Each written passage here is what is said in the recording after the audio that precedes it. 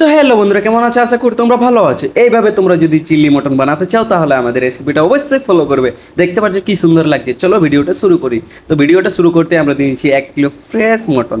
Fresh mutton নেবে, তাহলে তোমাদের ভালো একটু টেস্ট লাগে। তো দেখতে পাচ্ছ আমরা তাতে কয়েকটা প্যানে নিয়েছি, প্যানেতে আমরা তেল দিয়ে দিয়েছি। তেল দেওয়ার পর আমরা কুচি কুচি করে পেঁয়াজ দিয়ে দিয়েছি। তো তোমরা যদি এই সুন্দর সুন্দর মটন এবং চিকেনের ভিডিও পেতে চাও তাহলে আমাদের পেজটা অবশ্যই ফলো করবে। তো দেখতে পাচ্ছ প্যানে আমরা এই পেঁয়াজটা দেওয়ার পর আমরা কাঁচা লঙ্কা দিয়ে দিয়েছি 3 থেকে 4টে। যে 4টে আমরা ভালো করে এটা এবার গলিয়ে নেব।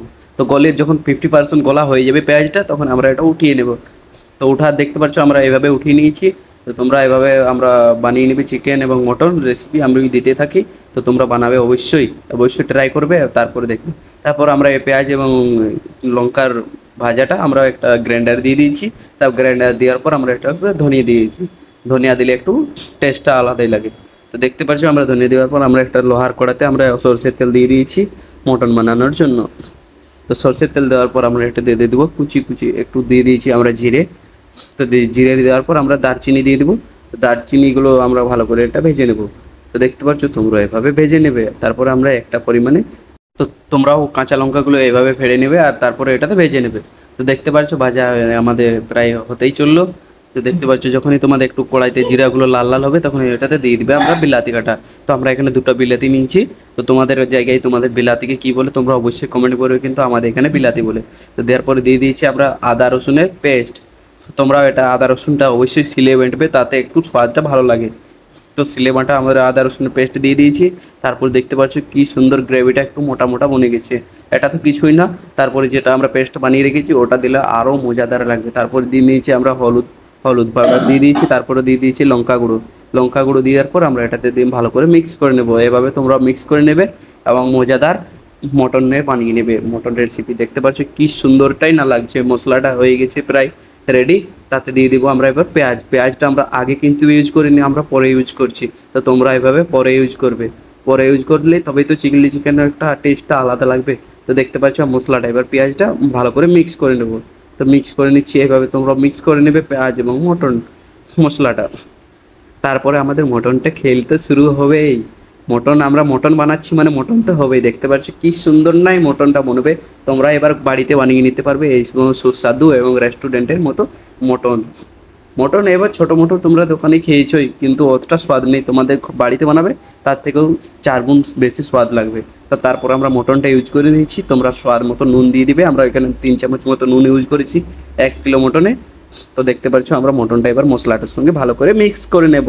তো মিক্স করে দেখতে পাচ্ছ ভালো করে হালকা হালকা হালকা হালকা, বেশি স্পিড করো না, তাতে মটন তোমাদের গিলতে পারে। তো সেই জন্য তোমরা হালকা হালকা করে ইউজ করে নিয়েছি।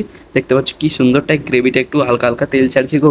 তো এরকম মজাদার মটন বানানোর জন্য এই রেসিপিটা অবশ্যই ফলো করবে।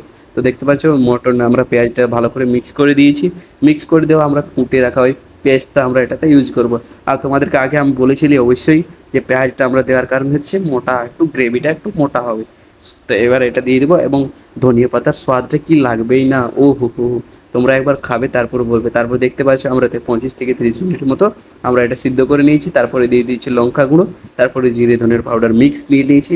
তারপরে দিয়ে দিয়েছি একটু কালো মরিচ পাউডার। কালো মরিচ না দিলে হয়, আমরা চিলি চিকেন বানাচ্ছি আর যদি ঝালেই না হয় তো কালো মরিচ আমরা একটু ঝালের জন্য ইউজ করেছি।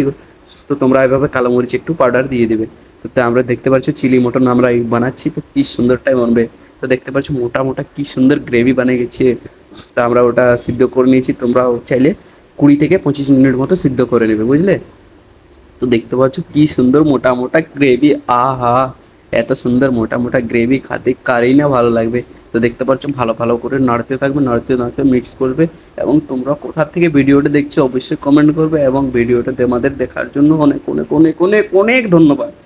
ধন্যবাদ দেওয়ার পরে দেখতে পাচ্ছি আমরা মটনটা এখন তো হয়নি, আমাদের মটনটা পুরোটা রেসিপিটা দেখাবো। তো দেখতে পাচ্ছ মটনটা আমাদের ভালো করে কষাই নেবে এমনিভাবে। যখন একটু হালকা হালকা লালচে কালার হয়ে যাবে তখন আমরা দিয়ে দেবো এটাতে জল অ্যাড করে দেবো। তো দেখতে পাচ্ছি আমরা অল্প পরিমাণে আমরা একটু ঝোল খেতে পছন্দ করি। তো তাই আমরা বাঙালিদের একটু ঝোল পছন্দ, তাই দেখতে পাচ্ছি আমরা জল অ্যাড করে দিয়েছি। জল দেওয়ার পরেও কি সুন্দর মটনটা গ্রেভিটা মোটা মোটা লাগছে।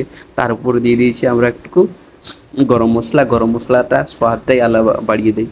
তো দেখতে পাচ্ছ পেঁয়াজটা এবং পেঁয়াজের ওই পেস্টটা দেওয়ার জন্য এত মোটা গ্রেভিটা বনেছে। তো তোমরা কোথা থেকে দেখছো অবশ্যই কমেন্ট করবে। তারপরে আমরা দিয়ে দিয়েছি মোটামুটি তো 5 থেকে 10 মিনিট মতো সিদ্ধ হতে করতে, তার 5 মিনিট থেকে 10 মিনিট মতো সিদ্ধ করার পর দেখতে পাচ্ছ উপর উপর হালকা হালকা তেলগুলো ভাসছে। এই তেলটা খাতে কি নাই মজা লাগে। তো দেখতে পাচ্ছ তেলটা যখন ভাসবে তোমাদের ভালো করে এটা মিক্স করে নেবে। আর দেখতে পাচ্ছ লালচে লালচে যখন হয়ে যাবে না, আহা, উপর উপর দিয়ে দিবে কুতরিয়া ধনিয়া। তো কুতরিয়া ধনিয়া আমি এই জন্যই বলছি, দেখতে পাচ্ছ ধনিয়াটাই টেস্টেই বাড়িয়ে দিই।